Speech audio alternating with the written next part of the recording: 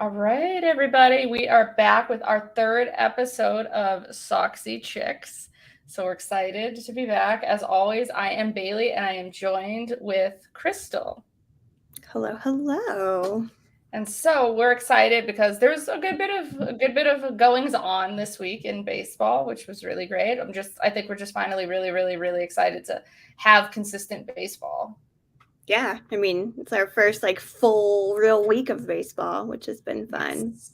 Yes, 9 games have been had. At least I know that my Sox have played 9. I assume yours have too. I don't know. It depends on. Pretty sure. Yeah. Yeah. So yeah, let's just jump in with stuff. I guess we'll start and talk about how our teams did this week first, I guess. So my Red Sox started off a little shaky. But now they are in right behind Toronto in the division with I believe, yes, they are 5-4. Toronto is 6-4. Red Sox just had a great day. The offense really came alive today for them, which I was really excited. I can actually sit down and watch the game today because my job, I unfortunately don't get to watch as much as I would really like to live. But my mom's here visiting, and we sat down and we watched the game. And they were wearing their marathon City Connect jerseys this week. Tomorrow it is Marathon Monday, and they will be wearing their it looks like the Red Sox home uniform, except it says Boston instead of Red Sox. And they play at 11 in the morning, which is 8 a.m. here. But I have work, so I have to watch it a little later. But yeah, that's an early game for Yeah. me. But It's an early game for 11 o'clock, folks. yeah, I Probably. can only imagine the players probably really aren't the biggest fans of No. having to play an 11 a.m. game.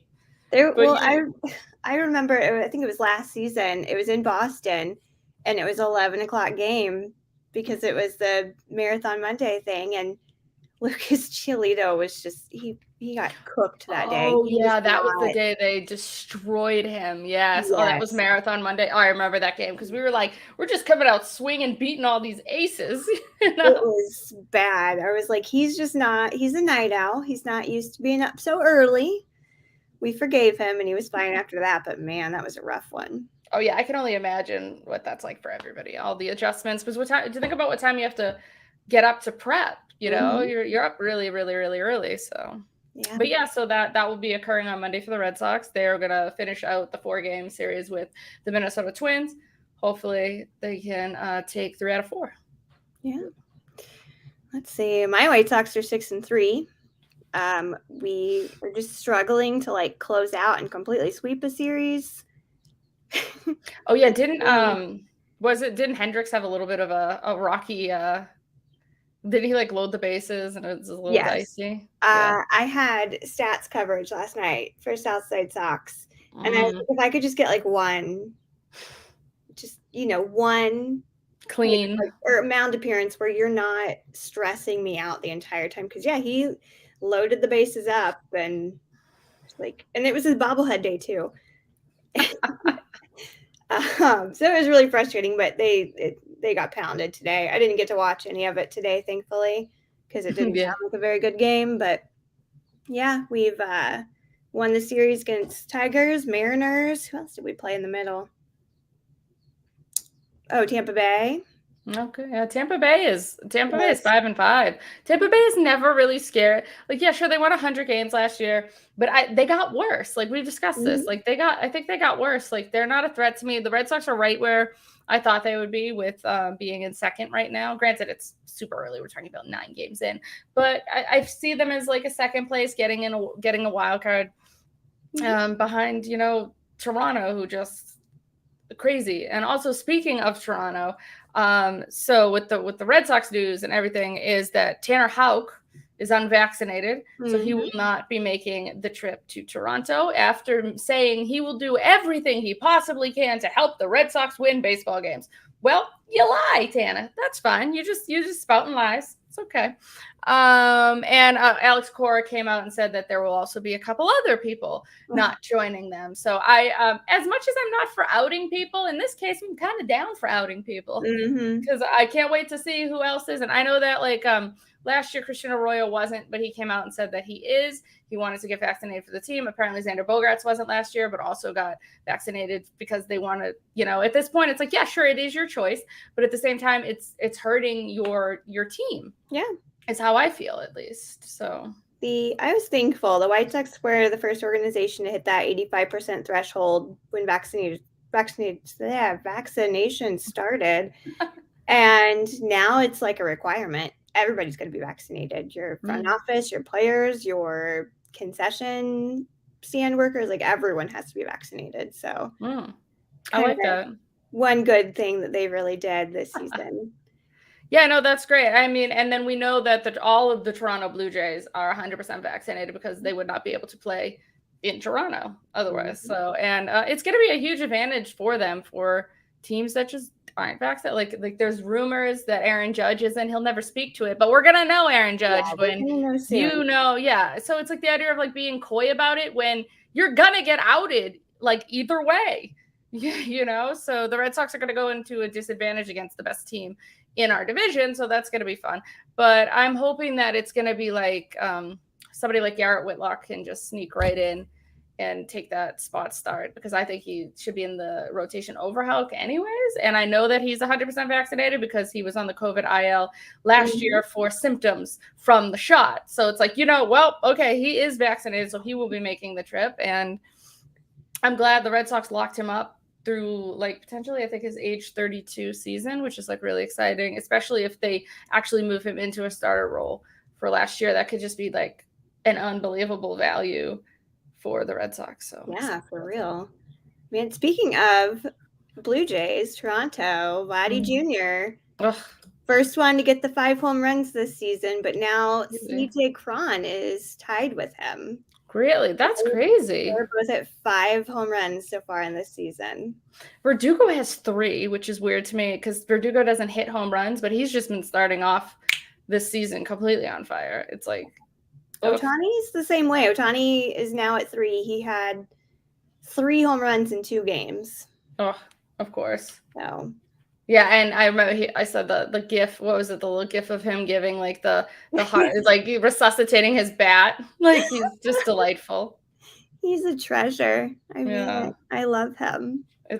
What he's doing is just incredible too. Like, yeah. But also speaking to Angels, Mike Trout got hit today, and it was right on the hand, and the sound was not that like any sound when you get hit on a hand, but like this sounded like you could hear the pop, like, and he went like he was shaking, and it's just like, it's like suddenly, it's so weird to say somebody's injury prone when they get hit on the hand, because that's something like completely out of their control. Yeah. But at this point, it's like we're getting to a point where it's like, is Mike Trout injury prone? Or why is weird shit happening to Mike Trout? Same with Byron Buxton. Like, is Byron Buxton ever going to catch a break in this sport? Can't stay healthy for anything. It's awful because the talent is so great, that he has such talent, and it's like we've never really gotten to see it yet at this point, and it's really unfortunate, I think. Yeah, and that team is down bad because Sonny Gray was also removed. Yep. The Red Sox really killed them. Yeah, he came out with some right hamstring soreness. He was kind of grabbing at it during the game, and they finally pulled him out. They convinced him to come out after some mound visits. Yeah, because he didn't want. Yeah, I mean, it's like it makes sense this early on. You don't want to exacerbate anything. I mean, but you could also see his side too, being like, I don't want to come out. Like, I don't want to go on the IL, but. Yeah, so what's going on? Minnesota made all of these strange moves, and then Correa can't hit the broadside of a barn right now. So it's like, whoo, he had a hat trick of strikeouts like yesterday. He didn't get a hit at all today. So it's looking like quite a bit of money. I mean, again, it is also 9 games in. We can't, right. He could end with like an all-star caliber, like MVP type season. Like we don't know, like it's only 9 games, but it's fun to see him get viciously booed and then just do absolutely nothing. So right. Yeah. Trying to think of what else. We had a lot of crazy pitching this week. We gotta obviously talk about what could have been a perfect game, a good no-hitter. And it was so heartbreaking because I'm not a Dodgers fan by any stretch of the imagination, but I love Clayton Kershaw. Mm-hmm. And, I'm happy that it was his choice to come out. I read that, he was okay with it, but man, That would have been a cool story to see, especially coming off an injury. Yo, absolutely. And just for the fact that I think it's been over a decade since we've had a perfect game in Mhm. baseball. So they're just so rare. Like we had we've had the year of the no hitters, but like a real perfect game is just so hard to come by. Yeah, I think I read somewhere that we've only had 23 perfect games.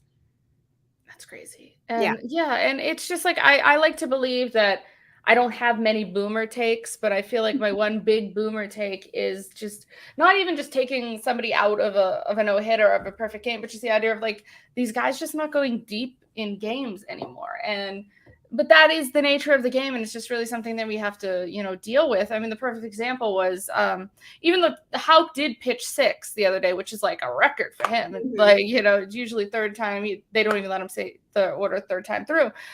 So he did a 6, no runs, and then they brought in for 7, 8, 9. They brought in Garrett Whitlock. So Whitlock has sort of been that they've been using him in an interesting way this year, which I mean, it helped win the game. And it will lead into eventually starting. But yeah, you don't see the guys going 7, 8, 9 anymore. And it's not even as if the pitch count is seeming that high. They'll come out after like 80 in the 6th, and I'm like, you can go to the 7th. Like, why? I don't know. And it's just like they're just putting too much pressure, I feel like, on these bullpens really at the same time. They are, and it's a bummer. I was excited with Michael Kopech. He's being stretched out. He was working on that last year, and we don't think he's going to throw 125 innings. And you know what? That's fine. Like, I'm okay with that. But he made it through 5 innings yesterday. Oh, all right. He was pretty good. He had a shaky start, but he came back, and I mean, he was I think at least 5 strikeouts. Like, he did a great job, and we weren't expecting him to go that deep into innings, because this is only his second start this year. No, that's really good, especially for somebody who this is really the first taste of, starting in the major leagues. He did start, in the minors, but Yeah. it's like, oh, all right, that's really great. But yeah, it's just, I don't know, man. I miss the days, 7 innings. Like, I remember Pedro Martinez was talking. He's like, oh, if I went 7, and like, I was mad at myself that I couldn't go more than 7. And now 7, it's like, oh my God, somebody just pitched 7 innings. Like, what is this? This is crazy. It's unheard of these days, but That's what we're doing now. I miss it, man. I do. I love a good pitcher's duel. Some more crazy pitcher news. We can talk about Justin Verlander. He's came back from Tommy John surgery. He was playing against the Mariners. He pitched 3 hit balls over 8 innings for the Astros. His last win was July of 2020. So it seemed like he's kind of getting back into his old self, which, that's one of those pray for the league moments. If Berlander is kind of back on track, he's a deadly weapon. His career is so strange in a way that it, like, seemingly like in his like mid 30s, it almost looked like he was like done. It was like, oh, there were some seasons where you're like, what? And it's like, well, good thing your wife has lots of money, Justin. And then it was all of a sudden in like the late 30s, it was like he was the best pitcher in baseball. It's like, what is happening? It's wild. Yeah. But, I love to see it. He's one of those that I really like. Don't necessarily want that because we can't really surpass the Astros. Which sucks, but hey, you know what? Good for him. It's interesting that like Verlander, like I thought for sure he was going to maybe go back to the Tigers. Just him like choosing to go back to the Astros when like you see the Astros losing like Correa, losing Springer, like sort of like Garrett Cole goes to the Yankees. Like it's not as if like they're still very good. They're a very good team, but it's not as if they're like, oh, I definitely have to go to the Astros. Like I have to stay with the Astros. I mean, I don't know. I think it would have been kind of cool if he went back to Detroit and really helped those young guys. But I mean, who really knows? Maybe his career will end in Detroit. We don't really know. Maybe. And Detroit could have used him because they have so many good players and they're trying to. Yeah, they're going to be good very soon, I think. Yeah. This year, not so sure, but I think maybe the next couple of years for sure, they're going to be a really good team. Yeah. They would have benefited from kind of that veteran presence for player. sure. I agree. It's all right. What else happened? Hunter Green Oh of the yeah. Reds set an MLB record for Crazy. most 100+ mile per hour pitches in a game. I'm glad we've got some good Reds news. I know. I went to the Dodger game 2 nights ago, and they were playing the Reds, and it was when Joey Votto got hit in the head. Mm-hmm. And we were very high up, so we didn't like see what transpired. We couldn't hear it. But then when I rewatched it and I heard like the snap of like the helmet, and then did you see his tweet? Oh yeah. Oh my God, him on. I didn't realize he was such a gem on Twitter. Like, Oh, I mean, he's pretty new to it. He hadn't tweeted anything in like 2 years, and now he's like throwing out TikTok references on Twitter. I'm here for it because I feel so bad for that man. I do too. Oh, I feel so bad.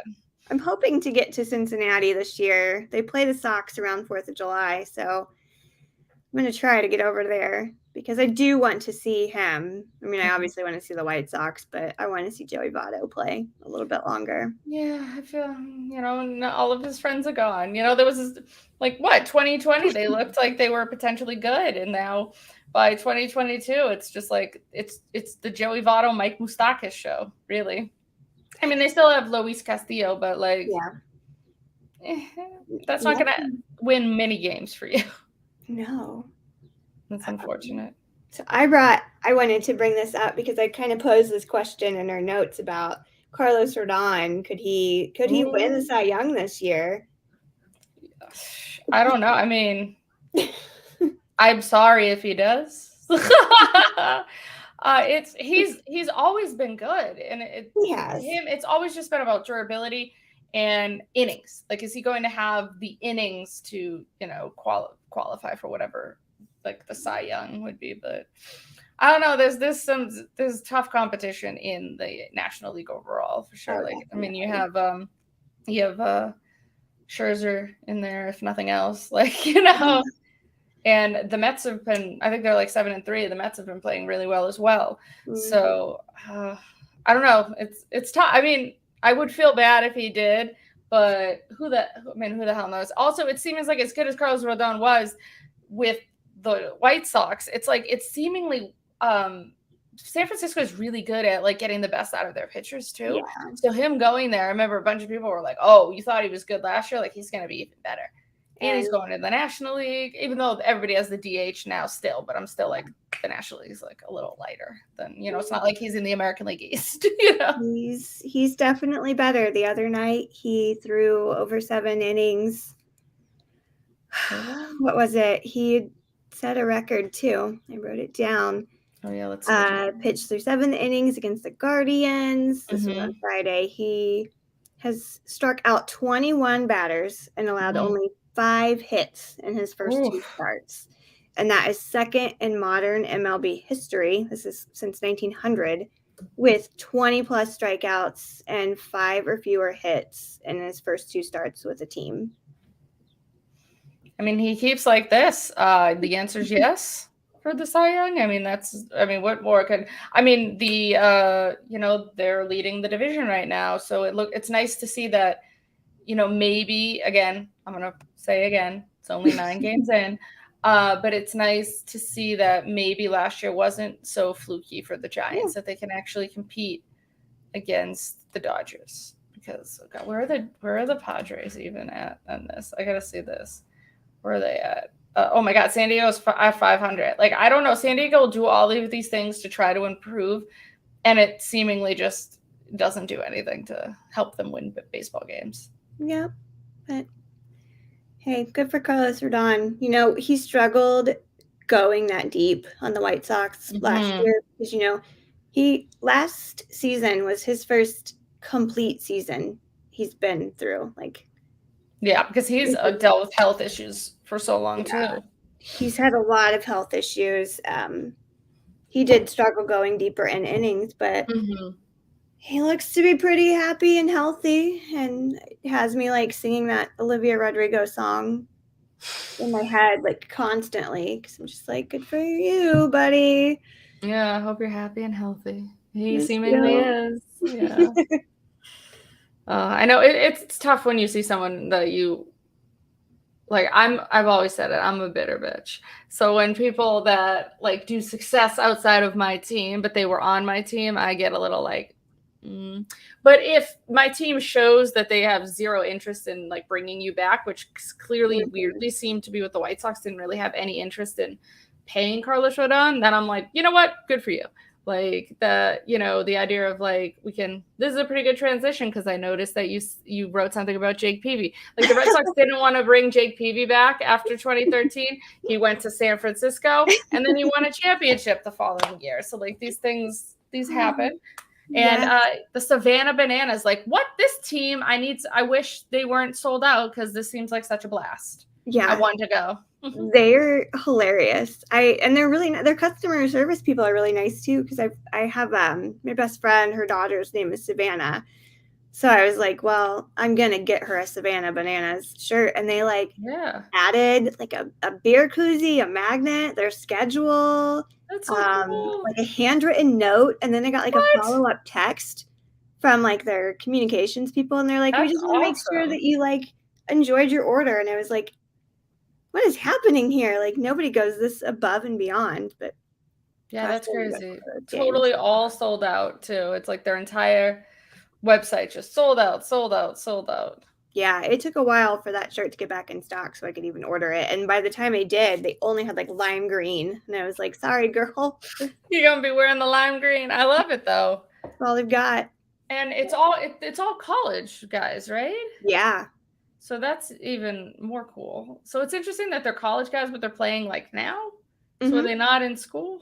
Like, I don't I don't really know how that works out with yeah. them. It's yeah, I don't know. Because But the Cape League makes complete sense because it's the yeah. summertime. So you're like, oh, they're not in school. So it's interesting that's like college guys mid school, but hey, I'm for it. They look like they're having a blast. Isn't it the team's owned by like a husband and wife?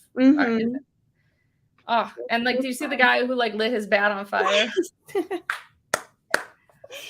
they like Making baseball fun. they go out and like bat topless, and somebody was doing like splits in the batter's box, and they're funny. And for Jake Peavy to be on the mound for them Oil yesterday. Can Boyd did too, I think I think it was Oil Can Boyd, and then I'm pretty sure also there's another ex Red Sox, Bill Lee, Bill Mhm. Spaceman. He's like 75, and he was out there just like throwing some stuff and striking guys out and just having so much fun. Because I mean, I love it's interesting because like I have like weird feelings when it comes to like at a major league level. I'm not necessarily like a woo fanfare person, but I'm also somebody that like the game itself entertains me, so I don't need this other stuff. Like I go to the Dodgers game in between innings, there's like the kiss cam, there's Mhm. like these like I don't know, guess which ball is under this hat and stuff. And the Red Sox is like nothing like that. The only bit of fanfare is, Sweet Caroline in the eighth inning, and then in the seventh you do Take Me Out to the Ball Game, and that's like it. In between innings, you'll like kind of see like on this date on the jumbotron something happens, but it's not as if like there's interactions with fans mid game. And like I understand that like that brings more fun to the game and entices people to go to the game, but at the same time I'm like, I don't know. That's great for the minor leagues. Like I Yeah. love going to the minor leagues and seeing all that stuff, but like when I go to like Fenway Park, I don't want to be like, here's this heteronormative kiss cam. Like I don't know. Like or I I hate the kiss cam. I was on a kiss cam once, hmm? and it was at a minor league hockey, like ECHL hockey game. I had just started dating my husband, been together for like maybe 2 months. This was like this first time meeting anyone in my family at all. Like he met my cousin because we're the closest. And we were coworkers, so we were trying to like really Keep it, keep yeah. it on the down low until we were like ready to tell everybody. Mm-hmm. And they put us on the kiss cam, and I was like, oh my gosh, my face was bright red, but I played into it. But now, like, if he sees the kiss cam coming up, he will like scoot closer to me to try to get back on it. And Whereas you're I'm like, like, no. I don't want to do this. I love you. I But don't believe in no. PDA. And there was this one girl, like, especially because you don't know, like, if it's a brother and sister. They, Yes. like, do it on this one girl, and you just see her, and she's like that. Like, she's like, oh, and the guy's, like, dying laughing, and I'm like, oh my God, is this a brother and sister thing? Because she was so like, no. Or like a first date. Yes, Oh, exactly. You just don't know. And so like they did that. And like some of it's fun and cute when you see like these older couples and they get really into it. And some people get into it, but like at the same time, I'm like, I'm not about like, again, this could be a boomer take. I'm not about like going to the game and like having to, I don't need to like worry about the fanfare. And like some teams have like cheerleaders now, like kill mhm. me. Kill me. Like what a girl I work with is like, oh, my friend is like a dancer for the Marlins. And I'm like, you know, I'm not about that. That's football, sure, cool, do your thing. But baseball, we don't need cheerleaders. Like the Yeah. ball girls are awesome. That's what we need. Ball girls down the line, doing their job. But no, so like it's just weird that and I grew up in a ballpark where like there's absolutely no fanfare at Fenway. And I don't know how it is at where the White Sox are. There isn't a lot. I mean, I feel like a lot of people just check out of that because they do occasionally have the like guess which one for a prize or whatever, but there isn't a lot. It's more like facts, like on this day, like you said. Same. That's how it usually is at Fenway. Like on this day, or we have the Legend Suite, so it'll be like, oh, and tonight we're joined by Jim Rice, and like they'll show like a highlight reel of Jim Rice, and he'll do like the little wave from like the Legend Suite. So it's like things like that. But no, and like the idea of like some teams saying to get loud, like why should you ever have to like be like get loud at a game? I mean, I'll tell you, they're definitely loud at Dodger Stadium. They didn't need to tell you to get loud, and that place Right. is so big. Have you been there? No, I've never been. It's massive. Like 5 Fenways, I feel like could fit in it. And like you know, you go to Fenway and you sit there and you think it's big, but then when you sit in something like Dodger Stadium, you are like, Fenway is small. Yeah, I mean, Like especially compared to a lot of those newer parks, Fenway is tiny. very tiny. And I like the tininess of Fenway, you know? But then sometimes Fenway could be too like the problem with the older ballparks that I have is that they're not necessarily as like clean. Like, you know, Mhm. like Fenway's it's not that clean. It's Mhm. tight. The concourses are very tight. Whereas like you go to newer ballparks, you just have more the bathrooms are cleaner because they're pretty much state of the art, things like that. Their concourses are a lot larger. Your seats are bigger. Like the seats, even at Dodger Stadium, like it's the third oldest ballpark. Like it's tight. You are close in to these people, whereas like you just have so much more room at like these state of the art ballparks. So while there is this history and the views at Dodger Stadium are incredible because it's in a little like it's in a ravine, like Mhm. it's beautiful views, but like at the same time, I'm just like never comfortable at older ballparks. That's how I feel about Wrigley. I hate going to Wrigley. I appreciate the history. I do. Oh, same with Fenway. Oh my gosh, that ballpark is just it's gross. The whole area smells bad. They've done a lot of, like, construction on it, and they've tried to modernize it, but, like, I'm not even kidding when I say they have, like, troughs in the men's restroom. Like, I don't know if there are troughs in the men. There probably are at Fenway. I feel like it feels like there'd be troughs. it's so it's so gross in there. Like, you feel like you need to take 3 showers when you leave, and it's not just because you, like, went to a Cubs game, but, like, it's just ugh in there. I don't like it. Yeah, because like the things you know, because like I get like if I ever say one bad negative thing about like Fenway, I feel like Red Sox fans are like, oh, you're not a real fan. And I was like, I'm sorry that I like to be comfortable, like if I'm going to a baseball game, or that I don't have a pole in the way because the infrastructure couldn't, you know, like there's Mhm. poles. There are obstructed views at Fenway Park. Like Yeah, it's a and there are thing. a lot at Wrigley too. Yeah. And like I feel like the like John Henry and company have done like really good things with improving not just like Fenway but the area itself. Like now in center field there's a whole new like truly they put like a whole new roof deck and like there's more seats and then there's also that's where Nesson is now, so they built like a studio, so like Nesson is actually at the studio actually at Fenway now, like Mhm. because usually they'd be outside in the nice weather but they'd have like their own studio somewhere else. Now they don't have to. They can just go outside if it's nice and then go right into the in Fenway studio now, which is really cool. So they can do that. And like it looks like this whole area looks really nice and new, but yeah, it's just it's uncomfortable. Like, it's uncomfortable, and but at least for like where Fenway is, like that BU part, it's like right near where like BU is. It's like a nice part of Boston. So like at least the area feels like safe, clean, and nice, which is a good thing. It's not like in a skeezy area or anything like that. That's good because I'll be there in 3 weeks. Oh, and you're gonna have fun. Hopefully you just get good weather. I mean, I hope it's not like chilly or anything like that. So I can handle the cold, but I don't want any like rain. no, I know. I hate cold. That's why I like living in LA. Yeah. All right. So getting back into some more stuff. So to our pleasure, the Yankees nearly got swept by the Orioles, which was great. They lost today in great fashion. Garrett Cole's getting knocked to crap. Like, I mean, we have no complaints here. I especially, because it really helps, when the Yankees lose, not only because I hate the Yankees, but because they're in my division. Right. Also, I just have this like weird love for the Orioles anyway because it's who doesn't going anywhere, but like they have so many like lovable guys on their team. They really do. And so you can't help but to like root for them. And Camden Yards is stunning. Oh, talk about a great ballpark. Oof. Yes. Just one of my top ballparks for sure that I've been to. And I've been to, I don't know, like 15 now. Me too. Yeah, about that. I've been to about half. So that's, one of my probably top threes. Like that's just how obsessed with Camden Yards I was. But yeah, I think we should go over the tweet in case anyone missed it. Yes. Oh, what a tweet. What a tweet. So they tweeted out a Series L and no Lakers in the playoffs. Tough weekend to be a Yankees fan. So savage.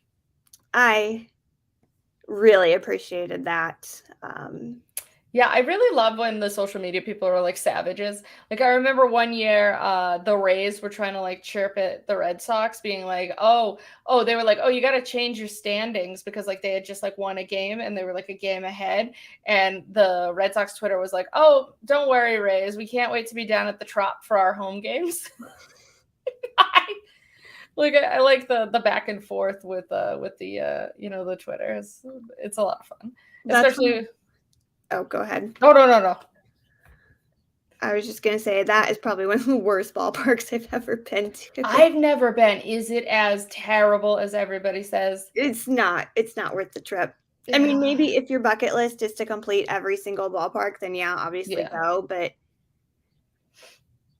because it's not worth it. Because I've been to whatever it's called now. I'm just going to call it the Coliseum in Oakland because it's been a 1,000 different name changes. Mm-hmm. I went there and it was not as bad as I believe people wanted you to believe. And I've always said the big issue there is that it's for football. Mm-hmm. Like, it's the biggest problem. But like outside of that, like I had really great seats. It was comfortable. My mom and I ate they had a cute little like tavern in there, and we watched like the first few innings, like eating in the tavern. So like I just had like a really nice experience there overall. Like there's too much like foul territory and things like this. And yes, I would love Oakland to have their own ballpark, but like I didn't honestly hate the Coliseum as much as other people, but like because people will say like 1 and 2 of hatreds are like Tropicana and then the Coliseum. Yeah. So I'm like, I've never been to Tropicana, and I bet.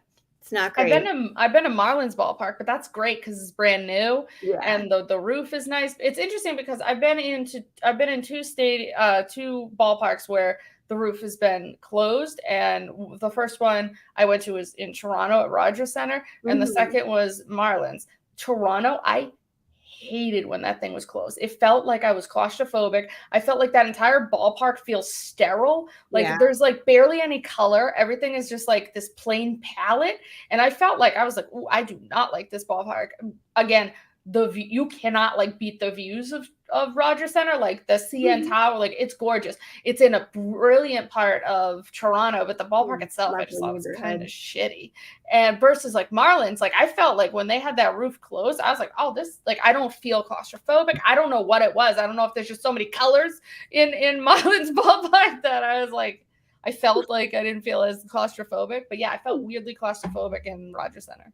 I will be in 2 weeks. I've got so much traveling to do. In 2 weeks, I'll Nice. be in Milwaukee. Oh, I And want to go there. they also have the, roof that can close. Hmm. So we'll see what the weather's going to be like and if they open it, but I kind of hope it's open. Yeah, I went to Seattle. In Seattle, it was open, but the whole I was in Seattle for like a week, and the weather was like beautiful. I was like, y'all lie here saying it's rainy. I was like, it's beautiful here. It's gorgeous, but yeah. So those are my two experiences with, and then obviously with Tropicana, you can't escape it because it's No, a dome, you know. Ooh. that one's pretty wild. Mm-hmm. But I like it. It just, I don't know. Like the Yeah. Marlins one is good, but Tropicana is just so bad. The catwalks. Like, who decided that this was a good idea? Oh, yeah, let me just build these giant catwalks. Like, oh my God, terrible, terrible.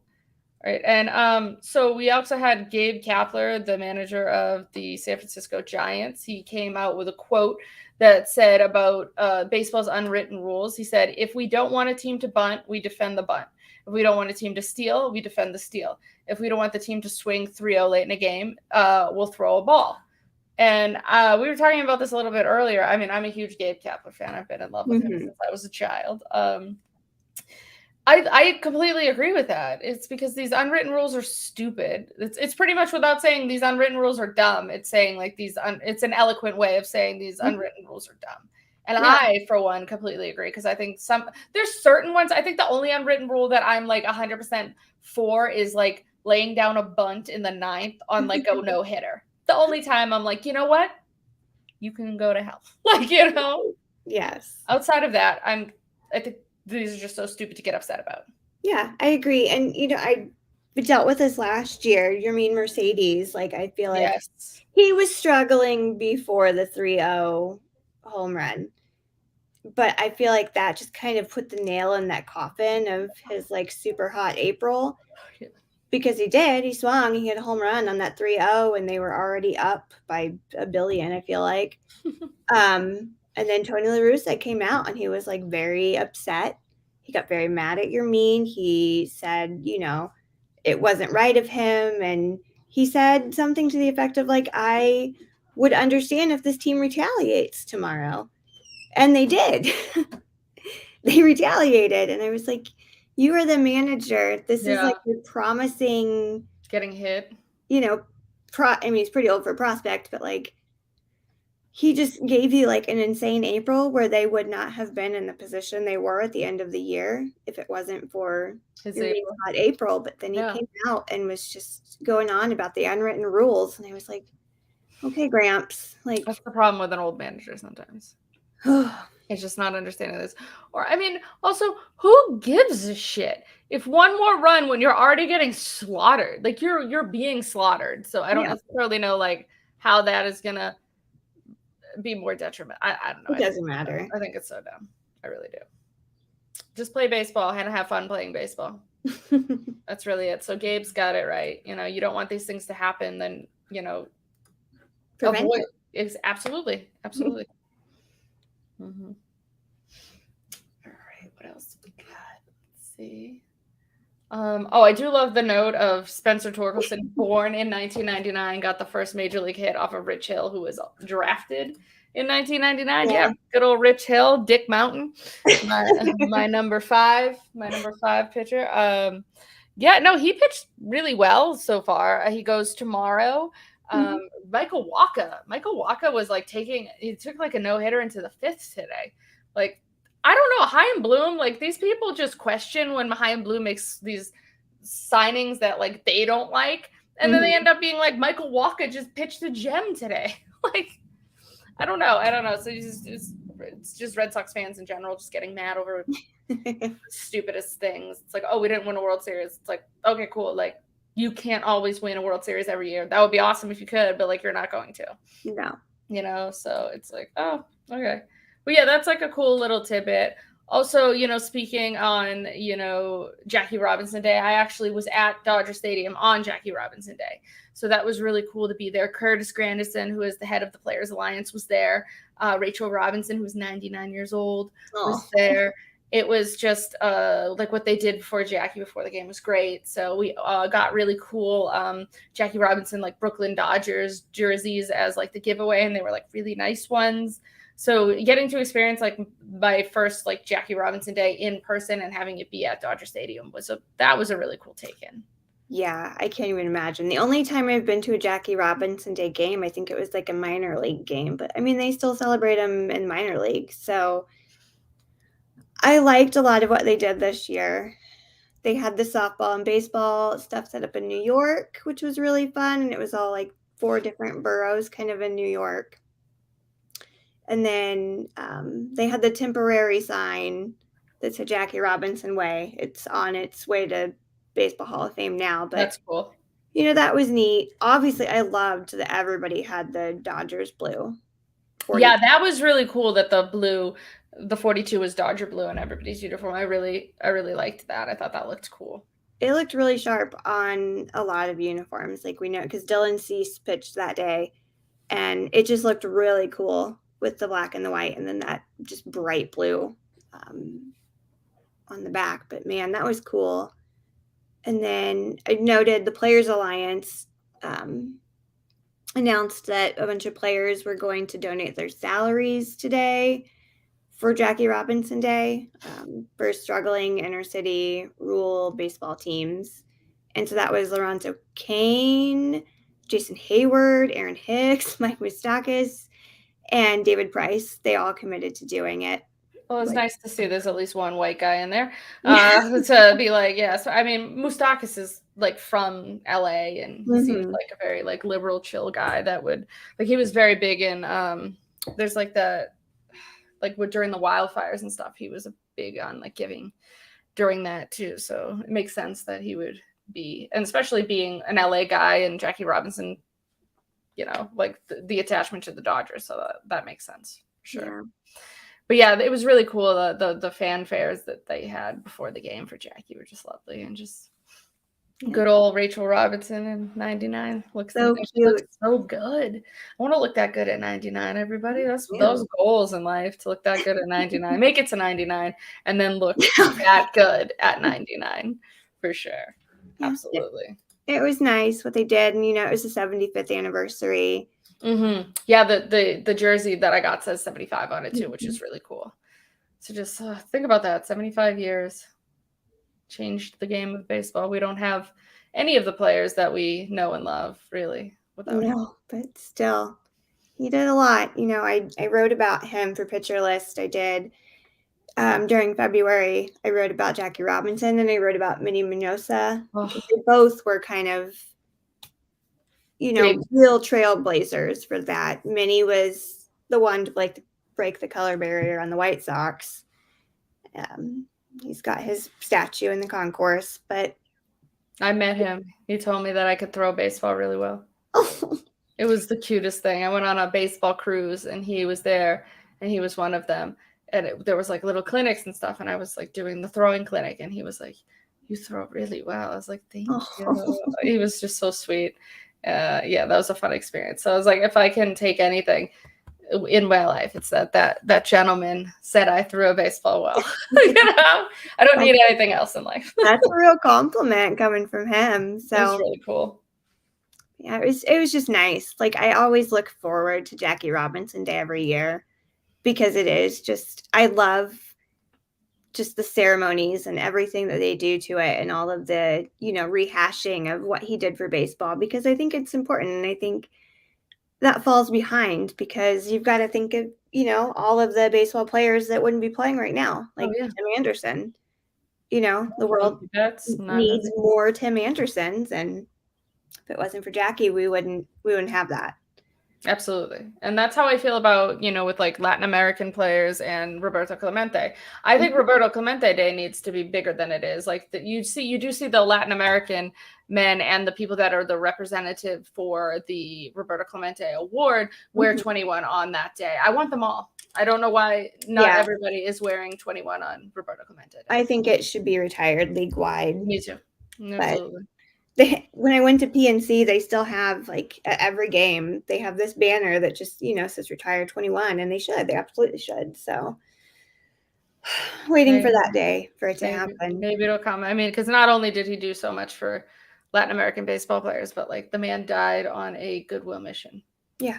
Like he died trying to help fellow human beings. Yeah. And then, I mean, with Minnie, he kind of kickstarted the whole Cuban pipeline with MLB. You know, the White Sox are really well known for that kind of pipeline with like Jose Abreu, Luis Robert, like everybody. And Minnie kind of jump started that. So you got to think about all these players that wouldn't be there if it weren't for those three guys. Yeah, absolutely. Absolutely. So yeah, Jackie Robinson Day is great. So I think this was a great week in baseball. Is there anything else that you think we need to touch on? Oh, I just wrote that note about Tyler Mcgill. He's been pitching out of his mind lately. 2 starts, he's pitched 10 innings, and he had 1 barrel, 0 has 0 strikes. Or not strikes, sorry. Has 0 runs and 11 strikeouts. Crazy. And his whiff rate on his slider was 62.5%.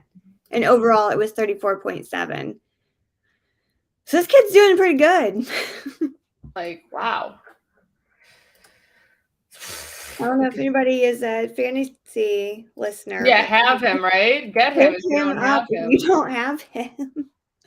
Easy. That's like, it's even more like ridiculous that you like having the Mets having another good pitcher. Like, you know, it's like. Yeah. You thought they had enough, and then this kid comes up and and he's just like outshining all of them. I mean, it's probably good because DeGrom is out again. Yeah. You know, DeGrom and Mike Trout, the two best at what they do, just seemingly. I mean, I really hope, I haven't read an update or anything, but I'm really hoping that like Mike Trout, everything is okay. Yeah. But like I said, it didn't sound great, but fingers crossed for him because we need to see the best player in baseball in his prime. Like, yes. I'm getting tired of not watching him play. We need it. We need it. But yeah, so this has been this week in baseball with us Soxy Chicks. So thank you for joining us. And as always, thank you for doing this with me, Crystal. I love doing it. It's been so much fun so far. Definitely. We'll be back next week. Yes, we will. We'll see you.